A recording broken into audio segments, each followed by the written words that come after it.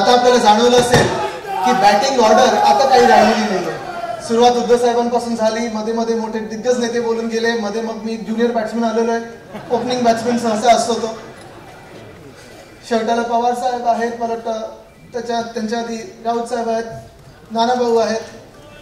पण एक महत्वाचं आहे की हे वातावरण, हे महाविकास आघाडीचं वातावरण आहे, खेळीमेळीचं वातावरण आहे. सगळ्यांवर एकामेकांचं प्रेम आहे, विश्वास आहे.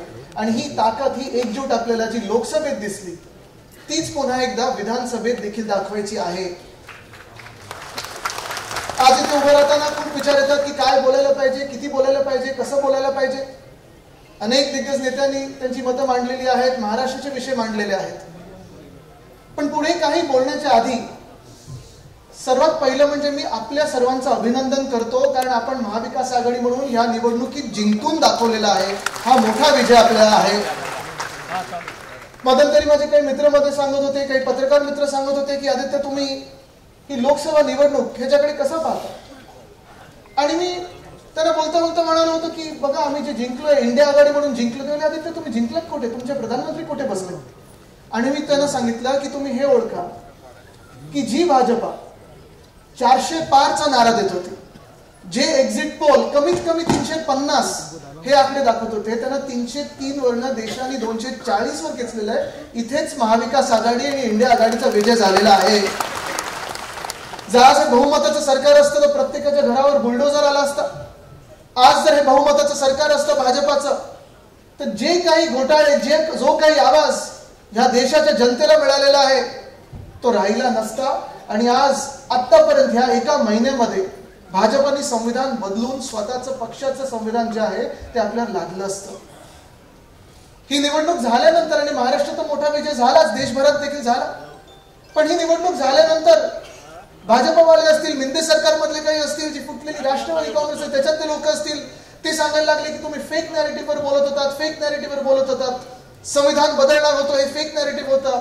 आणि मी त्यांना सांगतो हे फेक नॅरेटिव्ह नव्हतं, आणि देशाच्या जनतेला देखील माहिती फेक नॅरेटिव्ह नव्हतं. कारण संविधान बदलायची जर प्रक्रिया कुठून सुरू झाली असेल तर ती आपल्या महाराष्ट्रातून सुरू केली होती. त्यांनी लोकशाहीला संपवण्याची जी प्रक्रिया होती ती महाराष्ट्रातून सुरू केली होती. 2 वर्षापूर्वी जे घडलं आपल्यासोबत, आपल्या राज्यात जे घडलं, एक संविधानिक सरकार जे बाजूला ठेवलं गेलं, सरकार पाडलं गेलं, खोके घेतले, धोके दिले, जे काही सगळं घडलं आपल्या डोळ्यासमोर घडलं.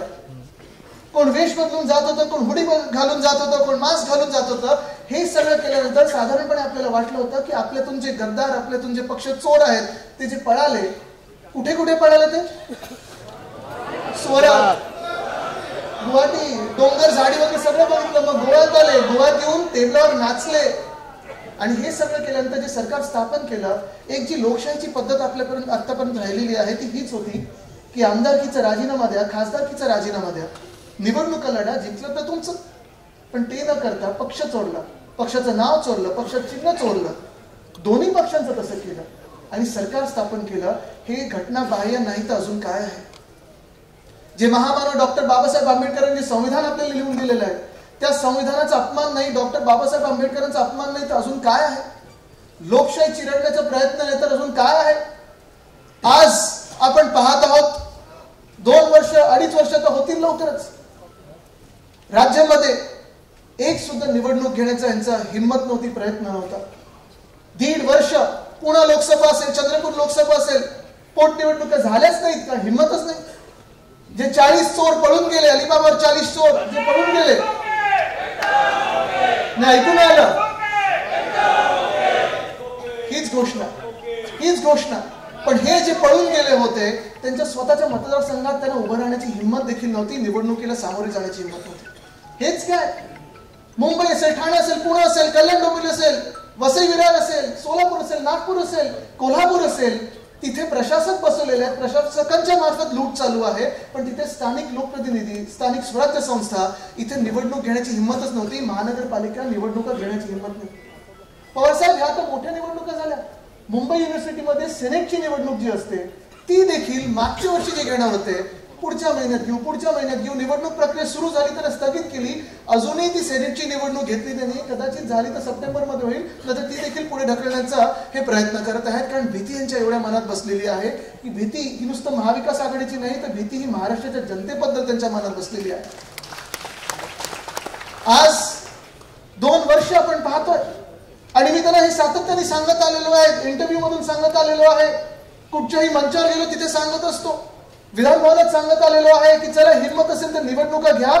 आज पण त्यांना सांगत आहे, आज कदाचित निवडणूक आयोगाची जी भाजपच्या कार्यालयातून निवडणूक आयोग चालतं त्यांची पत्रकार परिषद आहे, कदाचित झारखंड नाही, महाराष्ट्र नाही तर हरियाणा आणि जम्मू आणि काश्मीरच्या निवडणुका घेतील. आज मी तुम्हाला सांगत आहे, तुम्हाला तिथे बसण्याची नैतिक जबाबदारी नाही, राजीनामा द्या आणि निवडणुकीला सामोरे या. निवडणुकीला सामोरे या. जे सरकार अमान्य आहे महाराष्ट्राला, जे सरकार नापसंत आहे महाराष्ट्राला, जे सरकार नाकारलं गेलेलं आहे, लोकसभेत असेल आणि दुसऱ्या निवडणुका घेण्याची हिंमत नाही तुमची, चला थोडी तरी शरम दाखवा, थोडी तरी लाज दाखवा, थोडी तरी हिंमत दाखवा आणि महाराष्ट्रातल्या विधानसभा निवडणुका आज जाहीर करा. आज आमची लढण्याची तयारी आणि जिंकण्याची तयारी देखील आहे.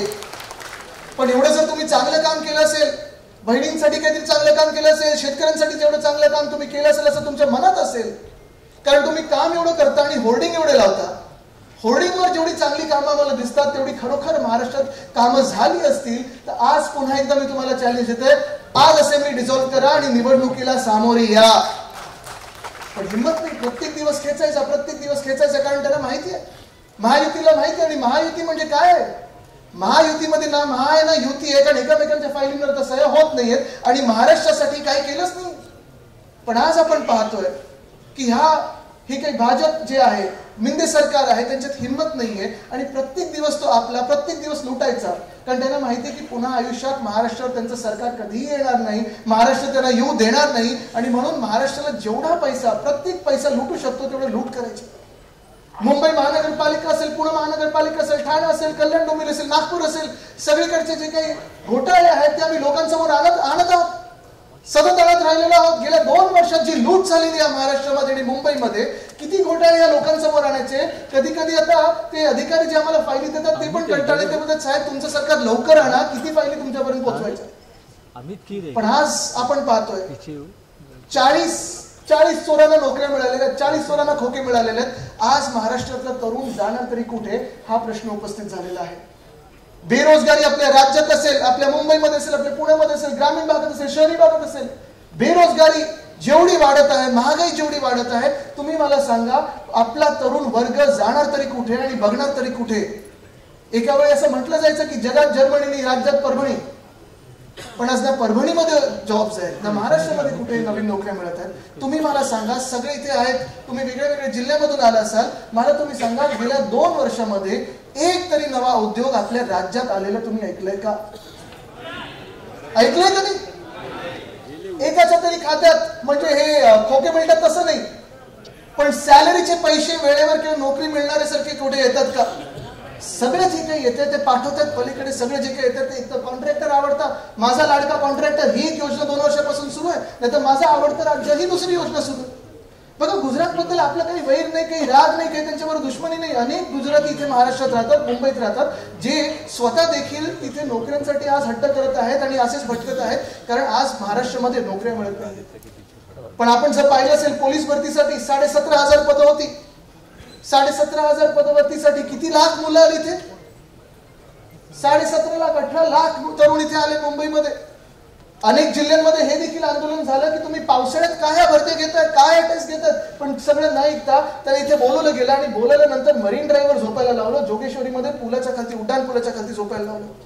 हीच परिस्थिती आहे, तरुणांची देखील हीच परिस्थिती आहे, महिला पोलिसांची देखील हीच परिस्थिती आहे. बरं, जे पोलीस आहेत त्यांच्यासाठी आमचं महाविकास आघाडीचं सरकार जे होतं 650 कोटी पोलीस हाऊसिंगसाठी आपण तिथे अर्थसंकल्पात आपल्या आणलं होतं, त्यानंतर 1 रुपया देखील या पोलीस हाऊसिंगसाठी कुठेही आला नाही या सरकारमध्ये. पण आज परिस्थिती आपण पाहतो, वेदांता फॉक्सकॉन गेलं कुठे, एअरबस टाटा गेलं कुठे, बर्फ पार्क गेलं कुठे, मेडिकल डिव्हाइस पार्क गेलं कुठे, सोलार एनर्जी इक्विपमेंट पार्क गेलं कुठे. हे सगळं चाललं असताना आता भीती अशी आहे की जर ह्यांचं सरकार पुन्हा एकदा बसलं तर ह्यांचं मंत्रालय देखील गुजरातमध्ये नेतील, सुरत किंवा अहमदाबादला.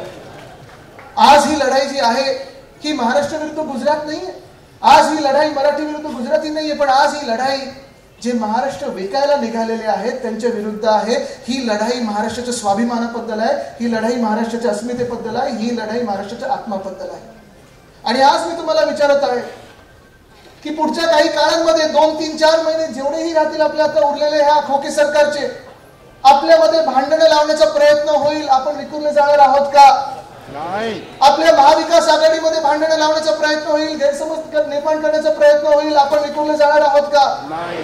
आपल्या धर्मांमध्ये मग हिंदू मुस्लिम असेल, शीख आणि दुसरे कुठचे धर्म असेल, आपल्यामध्ये भांडणं गैरसमज निर्माण करण्याचा प्रयत्न होईल, तेढी निर्माण करण्याचा प्रयत्न होईल. आपण भांडणार आहोत का? आपल्या समाजामध्ये मराठ्यांमध्ये असेल, ओबीसी मध्ये असेल, इतर कुठच्याही समाजामध्ये असेल, जातीमध्ये असेल, आपल्या जिल्ह्यांमध्ये असेल, भांडण निर्माण करण्याचा प्रयत्न होईल. आपण भांडणार आहोत का? भाजप जी घाबरते ती एकजुटीला घाबरते. भाजप जी घाबरते ती सच्चाईला घाबरते. कारण भाजपचं इक्वेशन हे सोपं आहे. कीचड़ कमल कीचड़ में ही खिलता है. आपण या महाराष्ट्रात त्या चिखल फेकीमध्ये अडकणार आहोत की त्याच्याही पुढे जाऊन पुढचा विचार करणार आहोत, हे आपल्याला ठरवायचं. आणि म्हणून मी तुम्हाला सांगतोय, आपण सगळे एकजुटीने लढायला तयार आहोत का? आपण सगळे या खोके सरकारला हरवायला तयार आहोत का? आपण सगळे आपला नवा महाराष्ट्र घडवायला तयार आहोत का? आपण सगळे महिलांना न्याय द्यायला तयार आहोत का? आपण सगळे महिला सुरक्षा ही खरोखर महाराष्ट्रात अंमलात आणण्यात तयार आहोत का? आपण सगळे तरुणांना रोजगार द्यायला तयार आहोत का? आपण सगळे आपलं सरकार बनवायला तयार आहोत का? आपण सगळे एक दिलाने एकजुटीने लढायला तयार आहोत का? जर लढायला तयार असाल तर हात दोन्ही वरती करा आणि सगळ्या नेत्यांना ताकद दाखवा आपली. ही जी ताकद आहे ह्या ताकदीला भाजप घाबरते. कारण जिथे फूट होते तिथे भाजप जिंकते. पण आपण ठरवायचंय, आपण लढणार आणि जिंकणार ते महाराष्ट्रामध्येच लढणार. धन्यवाद. जय हिंद, जय महाराष्ट्र, वंदे मातरम. CEN न्यूज, देश प्रदेश की ताजा तरीन खबरों के लिए CEN न्यूज को सब्सक्राइब करें और रहें पल पल की खबर से हर पल बाखबर.